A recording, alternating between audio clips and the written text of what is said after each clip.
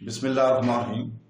شروع کرتا ہوں اللہ کے پاک نام سے جو بڑا مہربان نہایت رحم والا ہے۔ دیکھتی آنکھوں اور سنتے کانوں کو السلام علیکم بہنوں، بھائیوں، دوستوں اور بزرگوں۔ آج ہم اس اسلامی تعلیمی اور واقعاتی ویڈیو میں ہم حضرت عیسیٰ علیہ السلام کے اوصاف کو بیان کر رہے ہیں جو ان کے کردار اور مشن کو متعین کرتی ہیں۔ ہم ان کی 3 عظمتوں پر بھی روشنی ڈالیں گے جو مذہبی تعلیمات میں اس کی اہمیت کو ثبوت ہے۔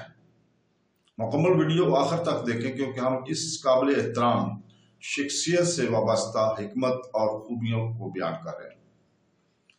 تو دوستو، اللہ تعالیٰ نے سورہ آل عمران کی آیت نمبر 46 میں فرمایا، جس کا ترجمہ ہے، اور وہ لوگوں سے جھولے میں اور بڑی عمر میں بات کرے گا اور خاص بندوں میں سے ہوگا۔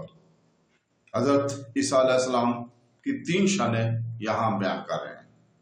نمبر 1، بات کرنے کی عمر سے پہلے ہی کلام کریں گے، چنانچہ سورہ مریم آیت نمبر 29 تا 33 میں آپ علیہ السلام کا کلام مذکور ہے۔ نمبر 2، پکی عمر میں لوگوں سے کلام فرمائیں گے، اور یوں کہ آسمان سے اترنے کے بعد آپ علیہ السلام لوگوں سے کلام فرمائیں گے۔ اس سے ثابت ہوتا ہے کہ حضرت عیسیٰ علیہ السلام آسمان سے زمین کی طرف اتریں گے، جیسا کہ حدیث میں وارد ہوا ہے، اور دجال کو قتل کریں گے۔ لہذا جیسے آپ علیہ السلام کو بچپن میں کلام کرنا معجزہ ہے، ایسے ہی پکی عمر میں اس طرح کلام کرنا بھی معجزہ ہے۔ نمبر 3، اللہ تعالیٰ کے خاص بندوں میں سے ہیں۔ حضرت عیسیٰ علیہ السلام کی صفات مجموعی طور پر سورہ آل عمران کی آیت نمبر 45 اور 46 میں حضرت عیسیٰ علیہ السلام کی بہت سی صفات بیان ہوئی ہیں۔ نمبر 1، کلمہ گو ہونا، مسیح ہونا۔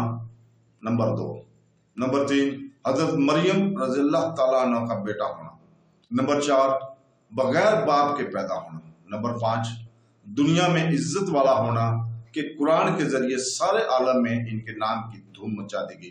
آخرت میں خصوصی عزت والا ہونا بھی طریقوں سے ہوگا۔